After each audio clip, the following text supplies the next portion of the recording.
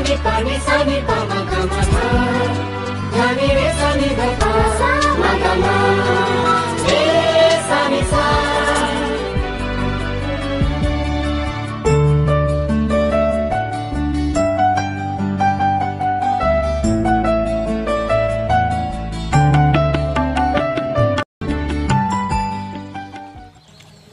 नमस्कार श्रोता बंधु, आजिर विषय है संसार रे सत्प्रवृत्तिर पुण्य प्रसार निमित्त निजर समय प्रभाव ज्ञान पुरुषार्थ और धनर एक अंश नियमित रूपे विनियोग करिबु। परमार्थ परायण जीवन यापन करिबाकु हेले सही नाम रे जहा किछि भी करिबा उचित नुहे। परमार्थ नाम रे निजर शक्ति एपरि कार्य रे लागिबा उचित जेउथिरे ताहार सर्वाधिक सार्थकता रहिथिबो। निज अंतररू आरंभ करी बाहर समाज रे सत्प्रवृत्ति उत्पन्न करिबा वृद्धि करिबा एही दृष्टि सबुठारु अधिक उपयुक्त। संसार रे जेते किछि सत्कर्म रहिछि से सबुर मूल रे सत्प्रवृत्ति काम करे। लह लह हेउथिबा खेत सेतेबेले संभव हेबो जेतेबेले बीजर अस्तित्व विद्यमान रहिबो। बीज बिना वृक्ष किपरि हेबो? भल बा मंद कार्य अनायासरे उत्पन्न हुए नहीं। ताहा मूल रे सद्विचार बा कुविचारर मूल रही थाए।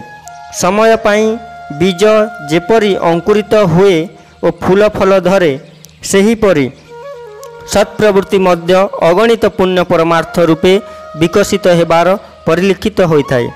जहार शुष्क हृदय रे सद्भावना पाई सद्विचार पाई कौनसी स्थान नहीं, ता द्वारा जीवन रे कौनसी श्रेष्ठ कार्य हेबा प्राय असंभव।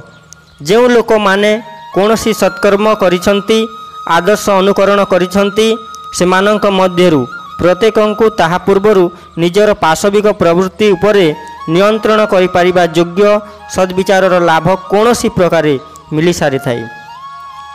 कुकर्मी एवं दुर्बुद्धिग्रस्त मनुष्य एपरि घृणित स्थिति रे पड़ी रहिबारे तार सही भूल ही दायी, जो कारणरू से सद्विचारर आवश्यकता और उपयोगिता को बुझिबारु वंचित होई रहिछि। जीवनर एही सर्वोपरि लाभ को उपेक्षा करिछि, ताहाकु व्यर्थ मने करी सेतिरु निजकु दूरेई रखिछि एवं भयभीत होइछि। मूलतः मनुष्य एक प्रकार कुरूप कला लुहा मात्र। सद्विचारर परसमणि को छुई से सुना हो जाए। जड़े नगण्य तुच्छ प्राणी को मानवतार महान गौरव प्रदान करिपारिबार क्षमता केवल मात्र सद्विचार रे निहित। जहाकु एही सौभाग्य मिली पारि नाही से बिचारा निजर जीवन लक्ष्य को किपरि बुझी पारिबो एवं किपरि सेतिपाई निजर प्रयत्न पुरुषार्थ करिपारिबो। एही संसार रे अनेक परमार्थ और उपकार कार्य रहिछि, जहाँ से गुड़िकर केवल आवरण मात्र। ताहार आत्मा रे सद्भावना सन्निहित थाए। सद्भावना रहित सत्कर्म केवल मात्र आडंबर होई रही जाए।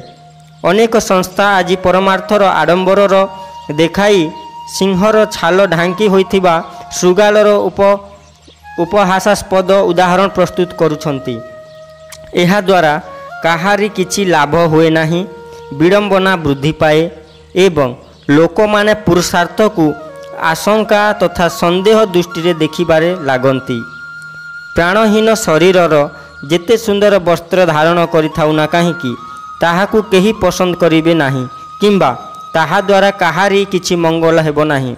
सेहीपरि सद्भावना बिना जहा किछि लोकहित जनसेवार प्रयास कराजिबो से सबु भल नुहे बरम मंद फल उत्पन्न करिबो।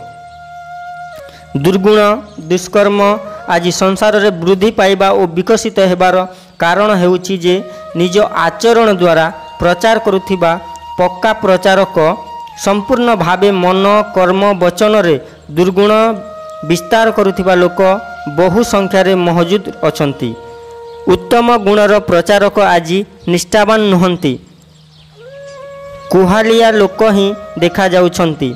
फलस्वरूप दुर्गुण भली सद्गुणर प्रसार होई पारु नाही एवं सेगुड़िक पोथीर वचन भली केवल कहिबा सुनिबार कथा होई रही जाउछि। ଏହି କଥାବାର୍ତ୍ତାକୁ ଲୋକେ ବ୍ୟବହାର କରିବାର ନୁହେଁ, କେବଳ କହିବା ଶୁଣିବାର କଥା ବୋଲି ମାନି ନିଅନ୍ତି। ମାତ୍ର ଏତିକିରେ ପୁଣ୍ୟ ଲାଭର ସମ୍ଭାବନା ରହିଛି ବୋଲି ମାନି ନିଅନ୍ତି। ସତ୍ ପ୍ରବୃତ୍ତି ଗୁଡ଼ିକୁ ମନୁଷ୍ୟ ନିଜ ହୃଦୟରେ ଉତାରି ଦେବାଠାରୁ ବୋଲି ଅନ୍ୟ କୌଣସି କିଛି ମହତ୍ତ୍ୱପୂର୍ଣ୍ଣ ସେବା କାର୍ଯ୍ୟ ଏହି ସଂସାରରେ ନାହିଁ। ପଦାର୍ଥ ଗୁଡ଼ିକର ସହାୟତା ମଧ୍ୟ ଆବଶ୍ୟକ ସମୟରେ ଉପଯୋଗୀ ସିଦ୍ଧ ହୋଇପାରେ, କିନ୍ତୁ ତାହାର ସ୍ଥାୟୀ ମହତ୍ତ୍ୱ ନାହିଁ। ଆର୍ଥିକ ଦୃଷ୍ଟିରୁ ସମ୍ପନ୍ନ ବ୍ୟକ୍ତି ବ୍ୟତୀତ ଅନ୍ୟ ଲୋକେ ଏପରି ସେବା ବି କରିପାରିବେ ନାହିଁ। ପ୍ରତ୍ୟେକ ଲୋକ ସ୍ଥାୟୀ ରୂପେ ନିଜର ସମସ୍ୟା ନିଜର ପୁରୁଷାର୍ଥ ଓ ବିବେକ ଦ୍ୱାରା ହିଁ ସମାଧାନ କରିପାରିବ। ଅନ୍ୟର ସହାୟତାରେ ଜୀବିତ ରହିବା କୌଣସି ମନୁଷ୍ୟ ପକ୍ଷେ ଗୌରବର କଥା ନୁହେଁ ଏବଂ ଏହାଦ୍ୱାରା ସ୍ଥାୟୀ ସମାଧାନ ବାହାରି ପାରେ ନାହିଁ। ବ୍ୟକ୍ତିଗତ ତଥା ସାମୂହିକ ଜୀବନରେ ଯେତେ କଠିନତା ଦେଖାଯାଏ, ତାହାର ଏକମାତ୍ର କାରଣ ହେଉଛି କୁବୁଦ୍ଧି। ଯଦି ମନୁଷ୍ୟ ନିଜର ଅଭ୍ୟାସକୁ ସୁଧାରି ନିଏ, ସ୍ୱଭାବକୁ ଠିକ୍ କରିନିଏ ଏବଂ ବିଚାର ତଥା କାର୍ଯ୍ୟରେ ସନ୍ତୁଳନ ରକ୍ଷା କରେ, ତେବେ ବାହାରୁ ସୃଷ୍ଟି ହେବାର ଦେଖାଯାଉଥିବା ସମସ୍ତ କଠିନତା ତଥା କଥାରେ ସମାଧାନ ହୋଇଯିବ। ସତ୍ ପ୍ରବୃତ୍ତି ଗୁଡ଼ିକ ଅଧିକରୁ ଅଧିକ ଉତ୍ପନ୍ନ ହୋଇ ବିସ୍ତାର ଲାଭ କରିବାର ଅବସର ମିଳିଲେ ବ୍ୟକ୍ତି ଓ ସମାଜର କଲ୍ୟାଣ ହେବ।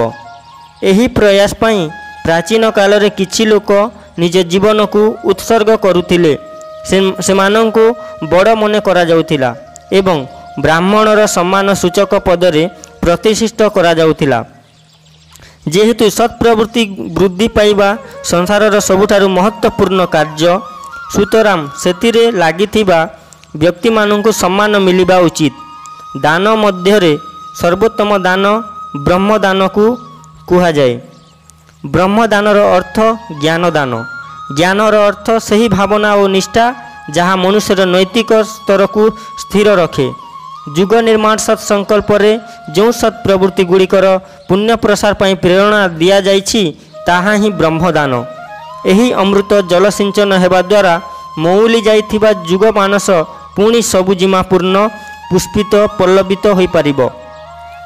ଏହି ମହାନ କାର୍ଯ୍ୟକୁ ପରମାର୍ଥ କୁହାଯାଇପାରେ, ଯାହାକୁ ପୂରଣ କରିବା ପାଇଁ ପରମାତ୍ମା ମନୁଷ୍ୟକୁ ବିଶେଷ କ୍ଷମତା, ସତ୍ତା ଓ ମହତ୍ତ୍ୱ ପ୍ରଦାନ କରିଛନ୍ତି।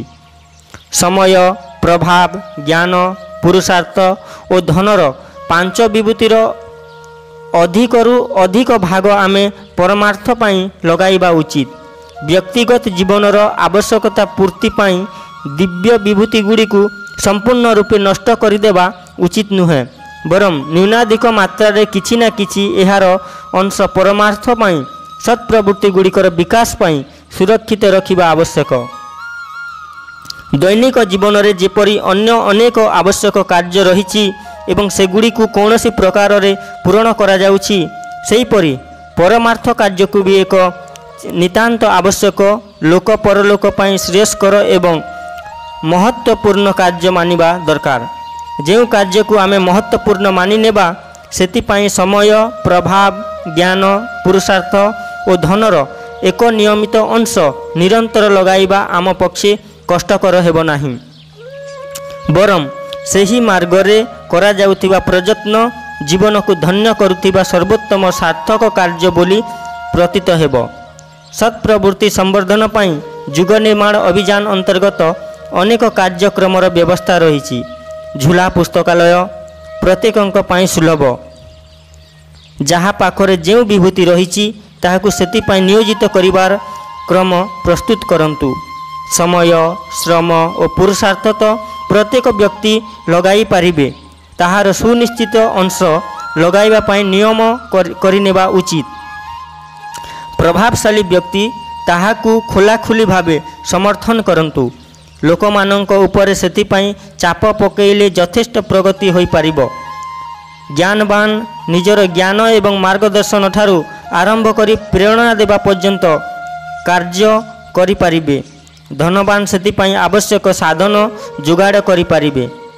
ନ୍ୟୁନତମ 1 ଘଣ୍ଟା ଏବଂ 1 ଦିନର ଆୟ ସତ୍ ପ୍ରବୃତ୍ତି ସମ୍ବର୍ଦ୍ଧନ ପାଇଁ ଲଗାଇବାର କ୍ରମ ପ୍ରତ୍ୟେକ ବ୍ୟକ୍ତି ଗ୍ରହଣ କଲେ ଏତେ ବଡ଼ କାର୍ଯ୍ୟ ହୋଇପାରିବ, ଯାହାକୁ ଇତିହାସରେ ଲିପିବଦ୍ଧ କରାଯାଇପାରିବ। नमस्कार।